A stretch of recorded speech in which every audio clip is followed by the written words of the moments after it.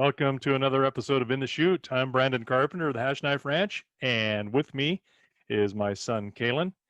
And what have you got in the chute for us today, Calen? What are some winter weather challenges on the ranch? Because right now we're going through the Arctic blast. It on today, which we're recording, it's the day after Valentine's Day of 2021. The whole U.S. has been shut down with cold weather. It seems like for the last week. There's been challenges in the west. There's been challenges in the north. There's been challenges in the south. There's been challenges in the east. So, what specific challenges do you have when you're dealing with the cows, the horses, and the machinery? Because that's been one of them.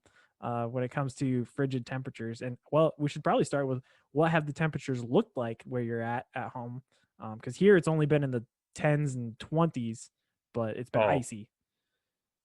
well, yeah, we've got about a foot of snow on the level, which isn't bad.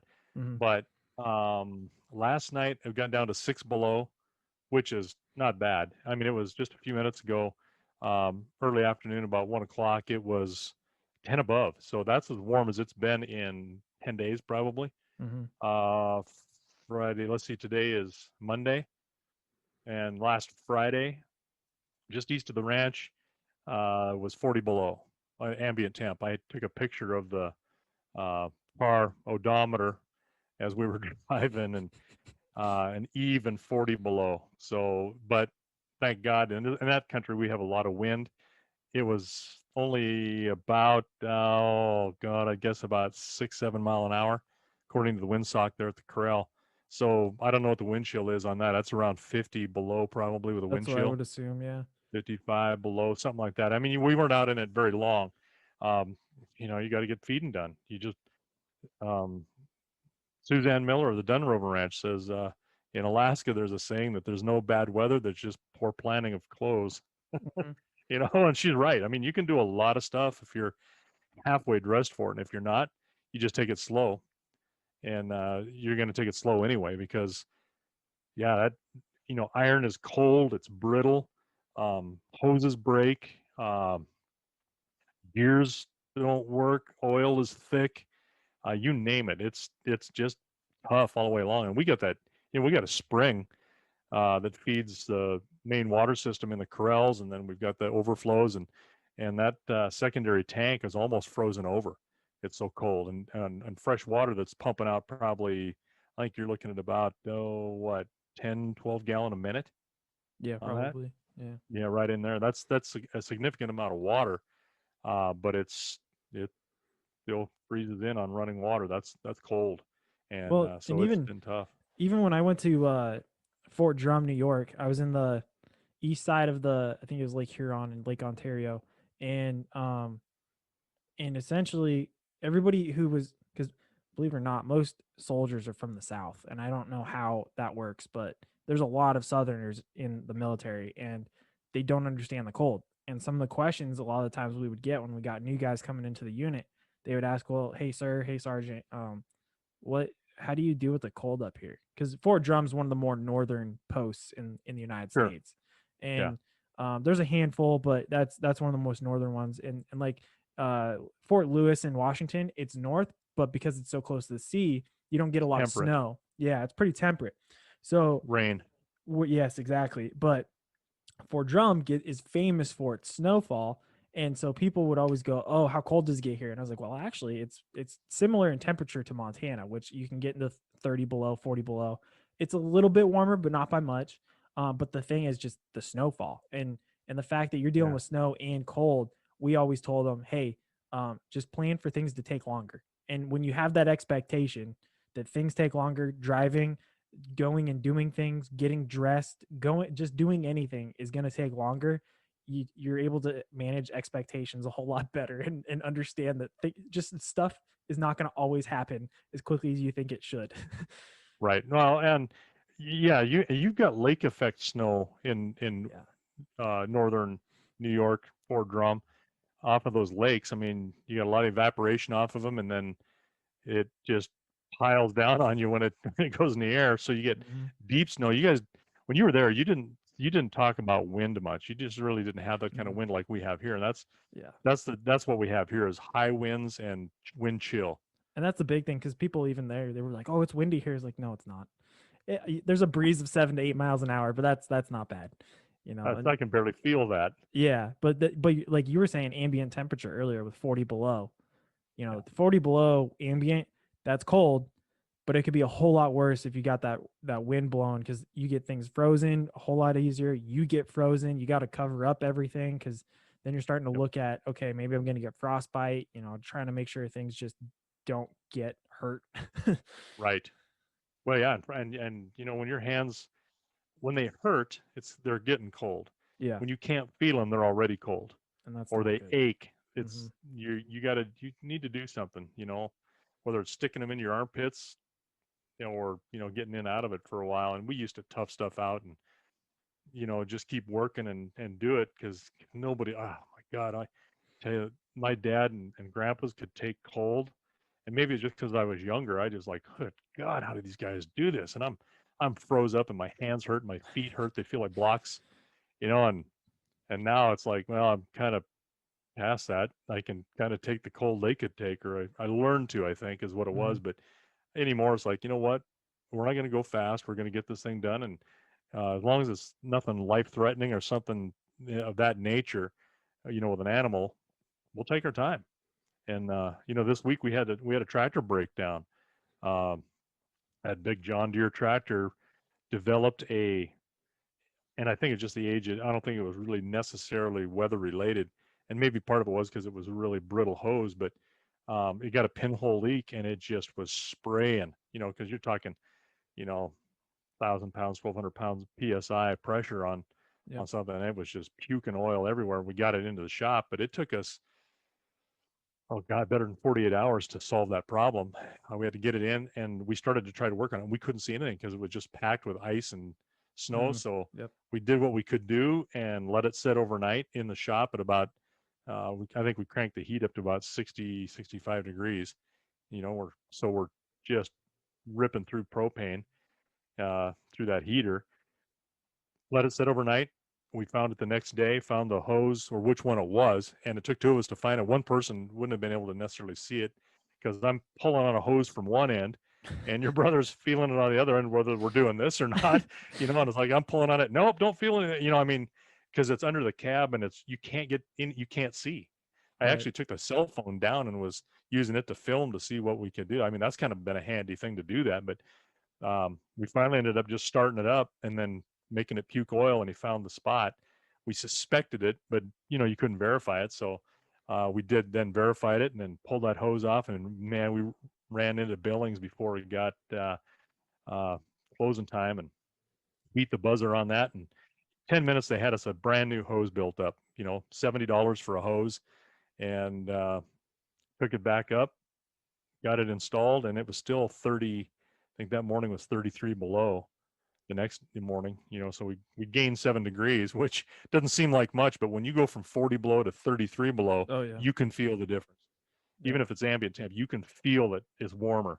Uh, and then so got it put together, and then was able to, you know, use it to get some animals fed, and got back online. But you know, big iron breaks, hoses break, tires will break. You know, just shift handle will break in that kind of cold weather. So you got to be just gentle on everything, and you move slow, and you let things warm up as best they're going to do, like engines. And you know, we developed a coolant leak on a pickup. Like crap, same time. Yep. And you know, things get cold, and so they shrink and they get smaller. And yesterday I found it, was able to fix it, and I think we got up to I think it was 9 below Mm, yesterday when I fixed that. So that seemed like a feeling a lot damn heat better. wave. I mean, Yeah. it really did. So yeah, and I mean, everything. The cows are humped up. They're eating 50% more hay every day. Right. You know, So I just mean, you because the let's say temperature. you're throwing only two bales out, suddenly you're throwing three, and that you start going through your hay a whole Correct. lot faster. Yep. Because I try to plan, you know, so many pounds per day. I pick an average. Okay, this cow is going to eat this many pounds per day, and I go for 150 days. I'll go a full solid 5 months for a contingency. And then you take that times, you know, 100 head, 105, 110 head of cattle with bulls and everybody. And you're going like, okay, Yep, I got enough to make it. Now I'm looking at my hay and I'm counting bales, and I'm like, okay, I got Looking 80 at the days calendar. left. Yep.